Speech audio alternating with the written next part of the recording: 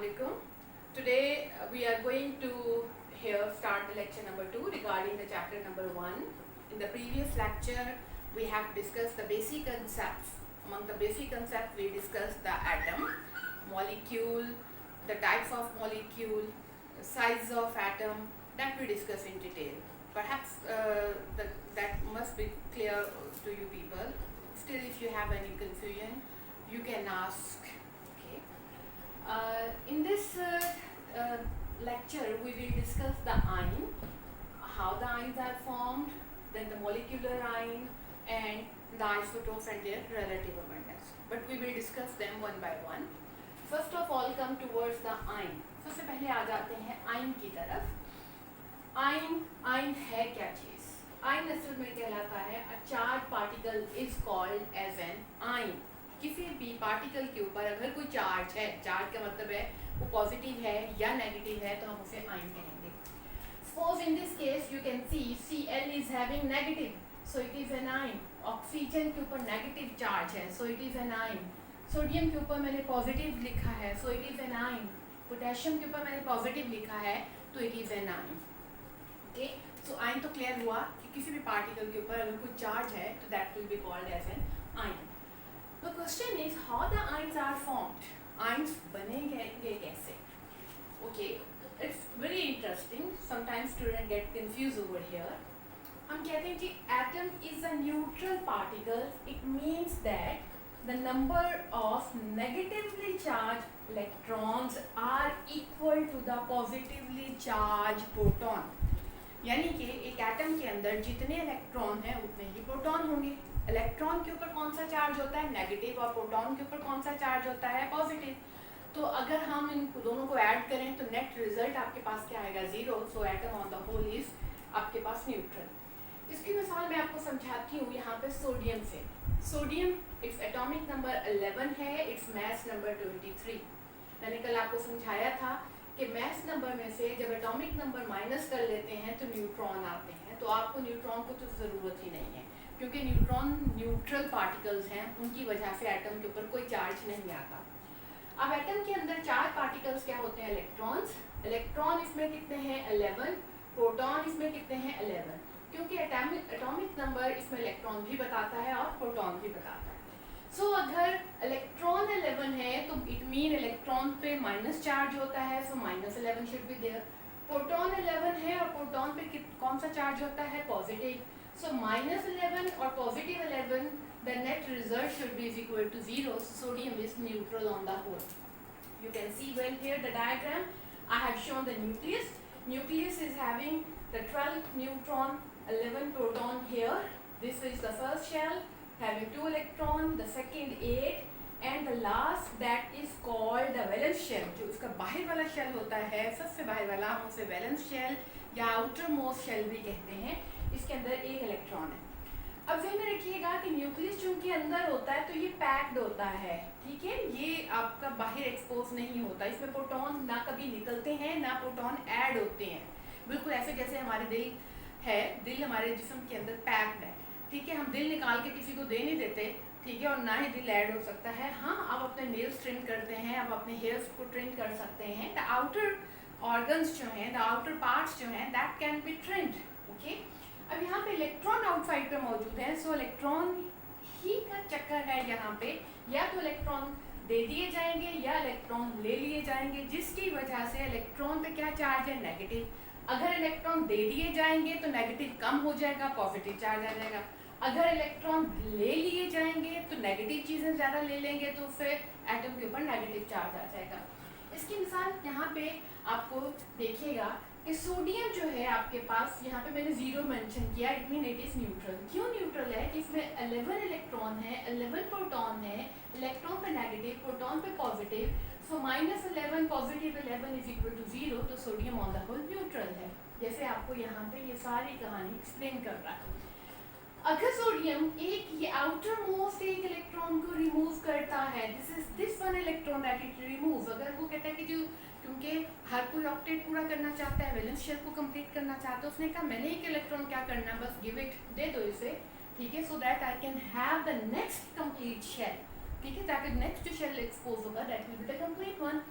So sodium will carry by the loss of one electron, जब एक electron loss कर दिया तो उसके पास इलेक्ट्रॉन रह गया 10 और प्रोटॉन कितने हैं 11, क्योंकि प्रोटॉन के ऊपर कोई फर्क नहीं पड़ता। अब आपके पास -10 positive 11 is equal to +1, so आपका सोडियम पे चार्ज क्या आ गया +1। So I hope students that it will be quite clear to you people that how the particles या atom जो हैं they get charged. This is only the story of electron. Either the electron go out or electron not just gain. Next example I am going to discuss here is oxygen. Oxygen में देखिए बेटा atomic number 8 है, the mass number 16 है, electron 8, proton 8 because it tells the number of electron as well as proton. Atomic number हमेशा दोनों चीजें आपको बताएगा, electron भी proton भी। किसके अंदर? न्यूट्रल एटम के अंदर। मैं किसी चार्ज पार्टिकल की बात नहीं कर रही, मैं बेटा न्यूट्रल एटम की बात कर रही। ओके, सो 8 इलेक्ट्रॉन तो -8, 8 प्रोटॉन तो +8, so net charge is 0, both will cancel each other. अब अगर आपके ऑक्सीजन है, अगर सिंपल से हम यहाँ पे ये बात करके देखते हैं कि ऑक्सीजन की कॉन्फ़िगरेशन लिखें तो आपके फर्स्ट शेल में 2 electron, the next one will be having 6, क्योंकि 2 + 6 8। तो इट मीन्स कि ऑक्सीजन है आपके पास, ये इसका न्यूक्लियस है, ये इसका फर्स्ट शेल है, इसमें 2 हैं और इसके आउटर मोस्ट शेल में कितने इलेक्ट्रॉन हैं? यहाँ पे 6 हैं। अब इसको 8 इलेक्ट्रॉन करने के लिए 2 इलेक्ट्रॉन गेन करने पड़ेंगे। अब अगर यहाँ पे ये इलेक्ट्रॉन गेन करता है, suppose it gain this electron, it is carrying the -1 charge, तो इट मीन इलेक्ट्रॉन ज्यादा हो गए। यहाँ पे देखिए oxygen gain 1 electron, when it gain 1 electron तो आपके पास O पे -1 चार्ज आया। क्यों? क्योंकि इलेक्ट्रॉन एक ज्यादा आ जाने से इलेक्ट्रॉन 9 हो गए तो -9 चार्ज। प्रोटॉन आपके वैसे के वैसे आपके पास पड़े हैं, that is +8। So net charge इसके ऊपर क्या आ गया? -9 +8 इज इक्वल टू -1, सो आपके पास ये नेगेटिव आयन बन गया। So you have come to know how the ions are found. Another thing, ion आपके बेसिकली 2 तरह के होते हैं, the cations that is positively charged ion and the second one is your anions, these are negatively charged ion. Cations are formed due to loss of electron and negatively charged ions are formed due to the gain of electron. This was all about the ion. Next comes molecular ion. अभी तक जो मैंने ion आपको explain किया ये एक atom से related था। अब इसी तरह से molecule जो होते हैं हमारे पास, मैंने आपको कल molecule बताया था which can exist independently, it means they must have the complete octet, जिसमें मैंने आपको हीलियम की एग्जांपल भी बताई थी, मैंने आपको O2 की बात बताई थी, ठीक है, H2O की बात बताई थी, CH4 की बात बताई थी। तो इसी तरह से अगर मॉलिक्यूल्स आपके पास जो हैं, अगर कोई मॉलिक्यूल इलेक्ट्रॉन गेन करता है तो उसके ऊपर नेगेटिव चार्ज आ जाएगा, और अगर वो इलेक्ट्रॉन लूज करता है तो उसके ऊपर पॉजिटिव चार्ज आ जाएगा। लेकिन मॉलिक्यूल जिनके बिग वन होता है, ठीक है, तो अब यहाँ पे भी इलेक्ट्रॉन आउटर मोस्ट होते हैं, उनको इलेक्ट्रॉन को अब आप यहाँ पे इजेक्ट करना थोड़ा सा इजी होता है। तो हम क्या करते हैं, व्हेन अ मॉलिक्यूल लूजेस और गेन इलेक्ट्रॉन, ठीक है, it carries a charge and form the molecular ion. अब मॉलिक्यूलर आयन बनाता है, तो मॉलिक्यूल से आपका इलेक्ट्रॉन निकालना कंपैरेटिवली इजियर है। वो क्यों इजियर है कि इलेक्ट्रॉन निकालने के लिए हम मॉलिक्यूल के ऊपर हाई एनर्जी इलेक्ट्रॉन बम्बार्ड करते हैं, बिल्कुल ऐसे जैसे कोई जोर से थप्पड़ आपके सर पे मारे तो आपके बाल, सर के कुछ बाल उसके हाथों में चले जाएं, तो it mean you will lose the electron, as a result some charge will come on you. Okay, the same case is over here कि जब हाई एनर्जी इलेक्ट्रॉन जो है वो बम्बार्ड किए जाते हैं किसी भी मॉलिक्यूल के ऊपर, तो मॉलिक्यूल एक या एक से ज़्यादा इलेक्ट्रॉन लूज करता है। जितने इलेक्ट्रॉन लूज करता जाएगा उतना पॉजिटिव चार्ज आता जाएगा। जैसे इस केस में मीथेन मॉलिक्यूल को डिस्कस कर रही हूँ, it is going to lose 1 electron, so it carry +1 charge. Oxygen है, it loses the 1 electron, so it carries the +1 charge. O2 है, keep in mind. So these are the molecular ions. It's quite interesting over here that among the molecules अगर हम बात करते हैं तो हमारे पास positively charge molecules are much more common as compare to the negatively charge molecule. भाई reason ये है, जब आपका एक पार्टिकल बहुत बड़ा है तो उसका न्यूक्लियस जो है वो अंदर जो है इम्पैडेड है, इलेक्ट्रॉन बाहर हैं, तो वो इलेक्ट्रॉन और गेन नहीं कर सकता, बल्कि उसके लिए आसान है कि वो इलेक्ट्रॉन को लूज कर उनके आउटर मोस्ट इलेक्ट्रॉन उसमें लूजली हेल्ड होंगे। ओके, अब नेक्स्ट आ जाते हैं, द नेक्स्ट टॉपिक बेटा here, this one is the relative abundance. Relative abundance का मतलब होता है कि कितनी मिकदार है, ठीक है। हम किसी चीज़ को अगर स्टडी करना चाहते हैं तो उसके लिए हमें रिलेटिव अबंडेंस चाहिए। इसकी सादा से एग्जांपल देती हूँ, जैसे आजकल ऑनलाइन स्टडीज़ की बात हो रही है, तो उसमें देखते हैं जी कितने परसेंट स्टूडेंट कहते हैं कि ऑनलाइन स्टडीज़ होनी चाहिए। माइट भी कहते हैं जी 10% स्टूडेंट कहते हैं ऑनलाइन स्टडी होनी चाहिए, 90% कहते हैं नहीं होनी चाहिए। तो इट मीन ना वाले की अबंडेंस क्या है 90%, और हाँ वालों की अबंडेंस क्या है 10%। तो अबंडेंस का मतलब है कि जब दो या दो से ज़्यादा चीज़ें हैं तो वो एक दूसरे के मुकाबले में किस तनासुब से मौजूद हैं, और ये तनासुब हमेशा हम परसेंटेज के सेंस में लेते हैं।